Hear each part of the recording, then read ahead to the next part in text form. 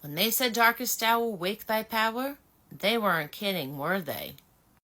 What up, witches? Spoiler warning for Agatha All Along, Episode 5, Darkest Hour, Wake Thy Power. If you have not seen it, hit save, come back to me, and we'll discuss it, shall we? In the episode, both Agatha and Wiccan, which is what we're calling him now, because that's who he is, Agatha and Wiccan get powers. Agatha's obviously very small scale, and Wiccan's not so much. I think Agatha caused Wiccan to get his powers back. And here's my reason why.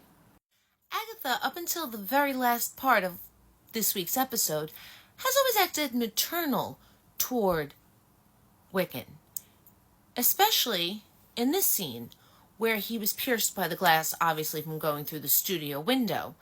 And she is frantic. She is acting like a full-blown mama lioness, and she's yelling at Jen to help her, and she's begging Rio not to take him. In this scene, Agatha finds out the information that totally breaks her heart. Rio tells her that the boy isn't hers. I think this was the exact moment where Agatha knew that Wiccan was Wanda's. She saw the sigil on his mouth. She knew it was a WM.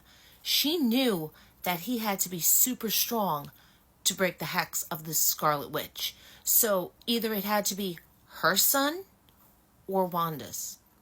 And unfortunately, it was the latter. We start off episode 5 by Wiccan getting attacked by the Salem 7. Not Agatha. She's in plain sight, just standing there chilling with a broomstick in her hand, and they attack him. Much like they attacked his mother in WandaVision.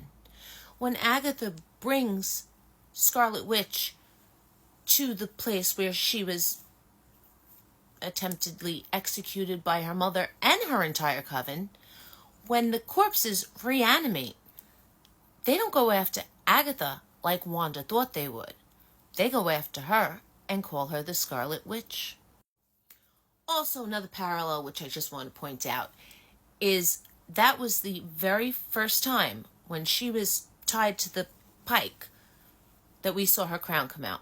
And this was the first time we saw his crown come out. Not much similarity there, but hey, I love the visual. When Teen supposedly lost his spellbook on the Witch's Road, and Agatha tells him to take the training wheels off, this is the look Lilia gives him. Now, remember, Lilia said she can't speak to spirits. She can read people and time. And I think she kind of knows something's up with him from the look on her face. Alice protected Teen until she couldn't.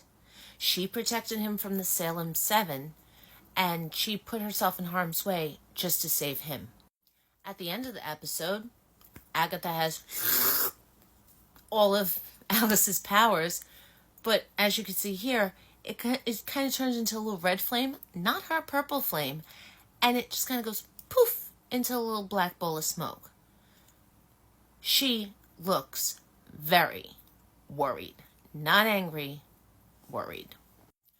Obviously, after everything that happened with Alice, Teen does not trust Agatha, even though she says, I can't control it. She thought him, her one supporter, her biggest fan, her sidekick, would believe her when she was actually telling the truth. But he didn't. And that broke her heart as well.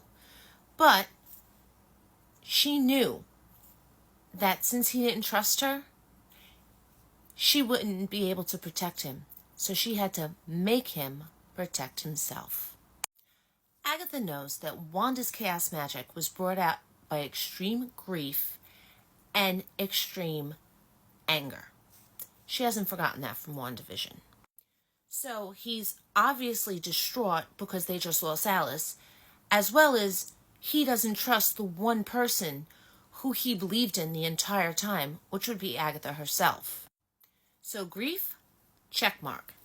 Now we need the anger. And he comes out and he confronts her, and she's like, okay, all right, I gotta do this. So she brings up his mother, basically saying, I know who you are. And you could see him get very upset about her bringing up Wanda. After this, she goes to walk away.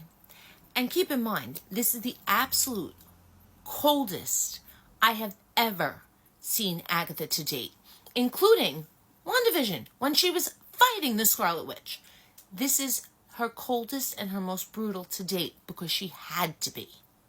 People said that she did that. No, she did this on purpose.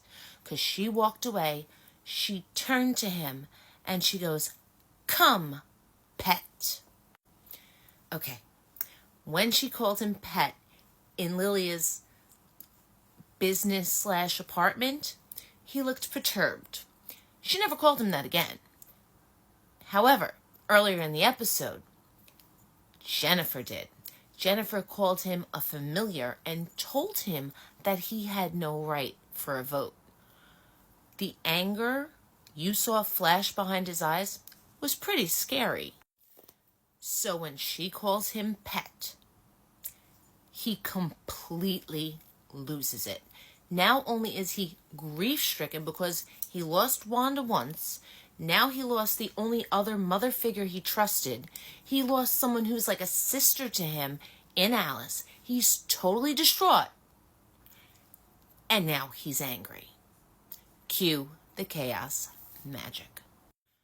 Oh, just quick mention that she only pulls her acting stunt after he says that if the agenda of being a witch is in people for your own purpose, it's not for him. She knows he's going to have to, and she knows he's going to have to defend himself. And that's why she pulls on an acting job that could win an Academy Award. How I know that is while she's getting dragged away by the possessed Bobbsey twins over here, she immediately snaps because she knows she's supposed to keep her calm and keep her composure and make him mad. But she doesn't want him to hurt her because she's only trying to protect him. The only way she knows how, by teaching him how to protect himself. So, she snaps out of it. She calls him Teen and, help, please, don't do this, Teen. And she calls him that.